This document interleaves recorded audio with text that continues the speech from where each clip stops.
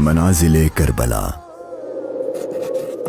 60 ہجری 27 رجب اپنے نانا حضرت محمد مصطفیٰ صلی اللہ علیہ وآلہ وسلم کے روضہ مبارک پر آخری حاضری دینے کے بعد امام حسین شہر مدینہ چھوڑ کر مکہ کی جانب چل پڑے اور 4 شعبان کو مکہ پہنچے اور 8 ذوالحجۃ الحرام کو مکہ سے کربلا کی طرف چل پڑے۔ اس سفر میں امام حسین رضی اللہ عنہ نے تقریباً 20 جگہوں پر اسٹے کیا۔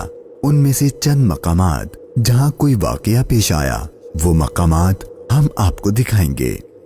پہلی ڈیسٹینیشن بستان ابن عامر کراس کرنے کے بعد جب امام حسین رضی اللہ عنہ دوسری منزل صفاح پر پہنچے تو وہاں آپ کی ملاقات عربی کے ایک مشہور شاعر فرزدق سے ہوئی جو بائی چانس کوفہ سے ہی آ رہا تھا۔ آپ نے اس سے کوفہ کی سچویشن کے بارے میں پوچھا تو اس نے کہا، اے نواسۂ رسول، ان کے دل تو آپ کی فیور میں ہیں لیکن ان کی تلواریں آپ کے اگینسٹ ہیں۔ امام حسین کا تیسرا اسٹے ذات ارق نامی سنسان اور ویران جگہ پر ہوا، جہاں ایک شخص بشیر بن غالب نے امام حسین کے قافلے والوں کو ٹینٹس لگاتے دیکھا تو وہ بڑا حیران ہوا۔ پھر اس نے آ کر امام حسین سے ملاقات کی تو دوران گفتگو امام حسین نے اسے اپنے سفر کا مقصد بتایا اور ساتھ اپنی شہادت کی خبر بھی دی۔ امام حسین کا چوتھا اسٹے حاجز تھا۔ اس مقام پر آل رسول نے کچھ دیر آرام فرمایا اور امام حسین رضی اللہ عنہ نے کوفہ والوں کے لیے ایک خط لکھا اور اسے حضرت قیس کے ہاتھوں کوفہ والوں کو روانہ کیا۔ 5ویں منزل بعض العیون اور 6ٹھی منزل خزیمیہ کو کراس کر کے امام عالی مقام جب 7ویں منزل زرود پر پہنچے تو آپ کو زہیر بن القیس نامی شخص ملے جو کہ حضرت عثمان غنی کے قریبی لوگوں میں سے تھے اور حج ادا کر کے آ رہے تھے۔ اس نے جیسے ہی امام حسین سے ملاقات کی تو اس نے اپنے گھر جانے کے بجائے امام حسین کا رفیق سفر بننے کو پریفر کیا۔ 8ویں منزل صالیبیہ پر ایک غمناک امام حسین کے انتظار میں تھی۔ یہی وہ مقام تھا جہاں آپ کے چچا زاد بھائی حضرت مسلم بن عقیل اور ان کے 2 بیٹوں کی شہادت کی دردناک خبر ملی۔ اس پر آپ نے خطبہ ارشاد فرمایا اور حالات کی سنگینی سے قافلے والوں کو آگاہ کر دیا تاکہ کوئی جانا چاہے تو چلا جائے، لیکن آپ کے ساتھ سفر شروع کرنے والوں میں سے کسی نے پیٹ نہ پھیری۔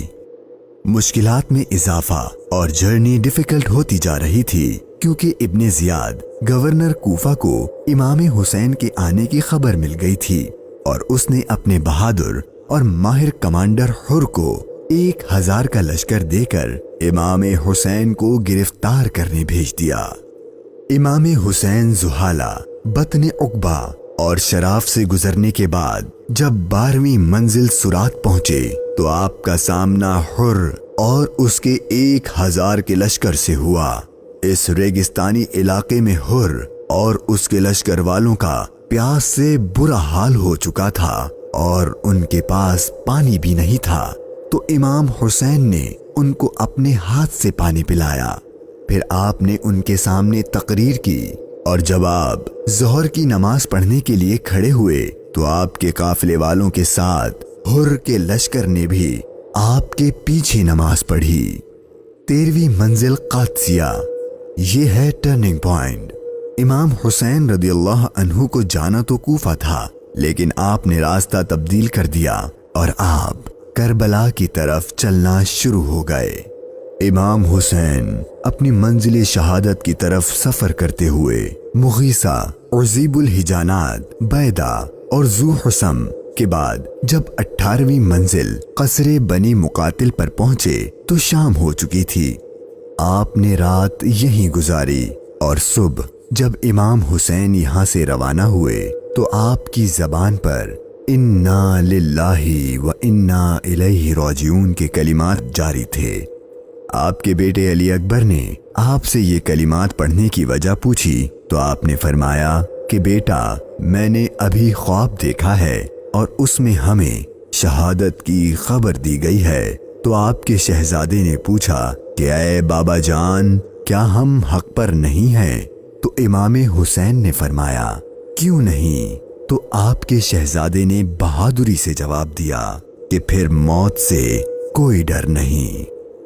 امام حسین کا سفر شہادت، سفر بقائے اسلام اپنے اینڈ کو پہنچنے لگا تھا۔ بس 2 اسٹاپ باقی تھے اور وہ ساری باتیں حقیقت ہونے والی تھیں جو بچپن سے آپ کی شہادت کے بارے میں مشہور تھیں۔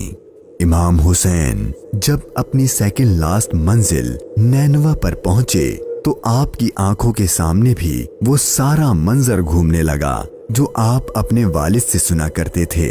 ابھی امام نے تھوڑا ہی فاصلہ طے کیا تھا، ایک ریگستان میدان نظر آیا اور ابھی وہ سارا قیامت خیز منظر آپ کی نظروں میں گھوم ہی رہا تھا کہ ہر اپنے لشکر کے ساتھ ایک بار پھر آپ کے سامنے آ گیا اور اس نے بتایا کہ گورنر کوفہ ابن زیاد نے مجھے خط دیا ہے کہ آپ جس جگہ پر ہوں وہیں آپ کو روک لوں اور آپ کو ایک ایسی جگہ پر ٹھہراؤں جہاں پانی وغیرہ کچھ بھی نہ ہو۔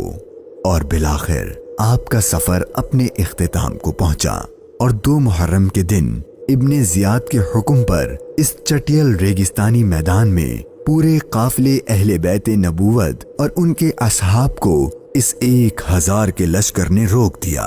امام حسین نے دریافت فرمایا کہ اتنا تو بتاؤ کہ اس جگہ کا نام کیا ہے؟ تو جواب دیا گیا اس جگہ کو کربلا کہتے ہیں۔